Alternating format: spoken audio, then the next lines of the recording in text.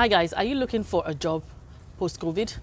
What you need to do is to start searching now. Don't wait for schools to resume.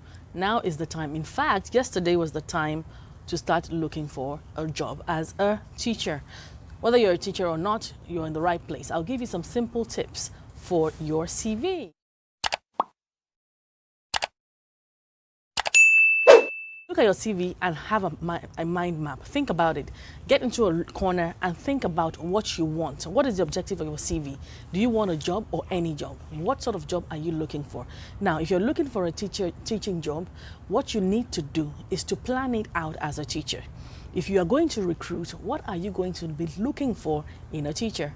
What are those skills? What are those buzzwords that need to be in your CV? Put those buzzwords out. So it could be planning, organizing, mentoring. What are those things? Great at doing lesson plans, meeting deadlines. Put those keywords down. Then look at your CV very, very well. And you must understand that your CV that you've created when you finish your NYSC or your A-levels or whatever it was, is not the CV you're going to use now. The CV you're going to use now is going to be explaining the new skills that you have, the skills that you've picked up during the COVID. If I'm recruiting, I'm going to want to know what you've been doing in the time when the children were at home. What new skills, what digital skills have you picked up? Are you now able to animate? Are you now able to... Any learning management system, really, I'm going to cut off that name that I just mentioned because that's promoting it. What learning management system have you learned how to use? What new skills have you learned how to use? What are you like when you're doing video conferencing? What are you like when you're creating videos for the students in your class? Are you able to meet deadlines? Are you able to chunk lesson notes so that it's effective? How powerful are your classes? What have you been able to do with the children? What have you been able to plan over the years? What are those deliverables? That is what people want to see on your CV. Now, let's get to the top. Your bio. When you talk about the objective, your bio. So if you had studied agriculture, for example, you're not going to put there that, oh, I want to become someone that works in agriculture and I want to have a farm or something. And then you send that job to a school. As silly as it may sound, we get CVs like this. So you must look at your bio, and your bio must say that you are an educator. This is how long you've been in the education sector, or if you're new, you say it. If you volunteered somewhere, then you say it. How you did it. Did you plan a virtual graduation like we did at RonkePosh? You better check in the link in my bio and my description below and make sure that you watch the video. What is it that you were able to achieve? People are looking for leaders these days. Schools are looking for leaders. They're not looking for people to micromanage and follow and give instructions. How are you going to lead? What are those things that you can do over and beyond teaching children in the classroom? How do you facilitate? Are you able to carry out different types of blended learning? How do you communicate? How creative are you as a teacher? You need to make that known in your CV. Now, when you write your CV, also make sure that the schools that you've worked in, you state them and the duration in which you have worked in those schools. State it. State it clearly than anybody else's CV, or give it to somebody to do for you. And then when you get to the interview, they ask you questions you can't even answer, or you don't know what is there. So you must make sure that your CV, you can regurgitate it. You can say it by yourself because you've done it by yourself. Make sure that you can even edit a CV. You can create one by yourself. And then when you're searching for a job, go to the website. They shouldn't say, how did you find out about the school? And you're just looking, you don't even know. Or they ask you, what do you know about the school? You don't know anything. You must have checked that website. Never go to an interview, whether online or offline, and say you don't know anything about the school. Approach schools. You can even go over and beyond your CV, because some of you will put pretty pictures in your CV. I mean, it doesn't really do much for me, putting your CV there. But what does a lot for me personally is if I can see the skills, your deliverables. So why not open a one-page website? There's some free websites these days.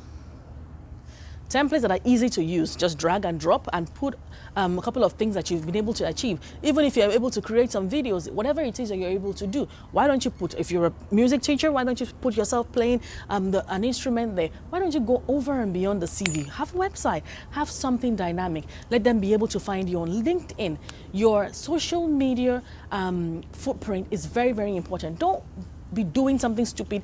Social media, your Facebook, Instagram, whatever it is, TikTok, is your CV. People will go and check. I always check. So what are you going to be doing on there? How is it representing you? Some of you think, oh, if you put all those holy scriptures and things like that, they're going to think, oh, she's so Christian. No, that's not it. It's not a religious thing. It's now about skills. No one is saying don't post anything about your faith, but online shouldn't be full of all that alone. There should be more to you. People should be able to see and know who you are. Make sure that your LinkedIn is up to date. I've said that over and over again. Why do other professions have their LinkedIn updated, but you, the teachers, the educators, you don't have your LinkedIn all up to date? Make sure that you do that. Make sure that you have references, ready references, people that are going to be able to write a reference for you almost immediately, because people are going to ask, did you work in that school? You're not going to say the administrator died and the school burnt down, and so I don't have a reference and stupid things like that. You must be able to have robust contact. If you left in a mess, then you say it. You shouldn't live in a mess. You should always resign, no matter what. Do your notice and leave. Do your notice and leave. That is how to be a professional. However, if you've already made the mistake, you can still retribute. You can still make up for it. What do you have to do? Either you go and make peace, or you be honest about it. Say it. Don't lie about what has happened before. Don't lie. And don't speak bad against a previous employer. It doesn't make you look good. So don't do that, because they're going to believe that you're going to come to the organization and do exactly the same thing. So if you left in a mess, you can still tidy up. Just say it. Say it that things didn't work out there and I really should have resigned, but I didn't. And Nigerian teachers especially, you must learn to resign. It's so poor.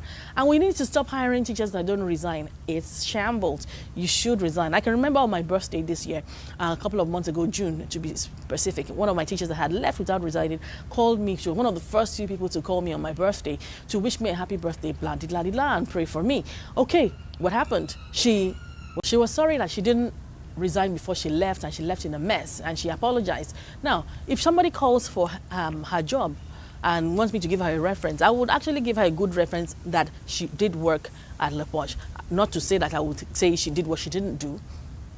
I will say exactly what she did in terms of being in the school and being in the classroom. I'm not going to make up and say she's what she is not, but at least she has been good enough to try and make amends. And she really appreciated me for all the nagging during that time, because she just wasn't pulling up her socks. So these are some of the tips that you really need to look at when you're creating a CV. Your CV shouldn't be too long. It shouldn't be too lengthy. Make sure it's about 2.5 pages long, because there's so many CVs. Sometimes you look at 100 CVs, you can't even find one. But make sure that you have the right words. You're not rambling and rambling and rambling. Like a Hellcat. Another thing is that you should make sure that you have a cover letter. Don't just send a CV. Why would I don't know who you are, and then you send an attachment. I should just open it and give you a job. Or you send a CV to RonkePosh school and all the schools in Ikoyi and Lekki, and we can all see each other's email addresses, and we're supposed to fight for you or what? Of course, you'll be deleted. You're not serious. So you must ensure that you include a cover letter. If you have the name of the administrator, you found it online, put it there. Make sure that the cover letter is there. Be professional. Sign off properly. So you have an intro, you have the body of the email, and then you have a conclusion. Make sure that it's great, it's in tip-top condition. The subject area, don't just put forward or RE. Application for the position of a facilitator or a teacher or whatever it is, write it in full. Don't just assume that you send your CV and they will look at your CV and know that you're a teacher or admin or whatever it is, and they will just go and start fighting for you.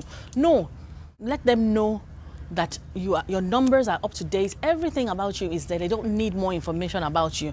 If you're older, you're 74 years old, don't put there that you're 18 years old. Some schools will still take the 74-year-old. That's what they're looking for. So don't lie about your age, because you get found out anyway. Don't lie about your credentials. I know it's a thing where people will defraud and do all sorts of such. People are big on certificates. I'm not big on certificates. I'll just tell you to go and do the thing.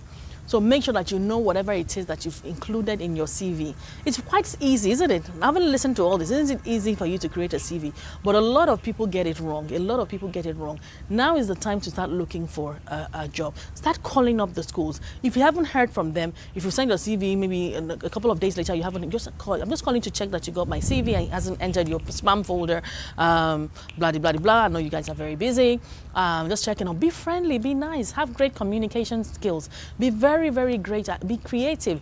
Don't be overbearing. Don't be calling every time so they'll think you're keen. That's not what we're talking about. But dear teacher, now is the time for you to land that job, because you're not going to wait till September. People are looking for teachers. Don't keep sending CVs that are out of date, CVs that you want to work as a baker, and then all of a sudden you are applying for a job in a preschool. Some of you studied geography or history, and then you will send a CV to a school, and the school is only a preschool. Are you thinking at all? It shows that you're not thinking, and nobody will want to recruit you. Nobody will want to hire you because they know you're not thinking. You haven't bothered to check their website to know that you, a secondary school teacher, is applying in a preschool. Because what? You're just throwing your CV everywhere. Some CVs, we see them over and over and over and over again. Make sure your CV is targeted and they know that you are applying specifically to that school. Make reference to them. Let them know that you've studied them, that you're going to add value there. Do you understand what I mean? And when it's time for the interview, we will talk about it. But before you go, after getting all these tips and you don't subscribe, so sad. It's free to subscribe, okay? Doesn't cost you a penny. All it does, boom, click the bell, boom, click the like button and your notification. That's all. Drop a comment and let me know what you found useful, what was a highlight, what was a aha moment for you, what is it that you liked about the video, which other video would you like me to create, and I'll see you soon. RonkePosh. Bye.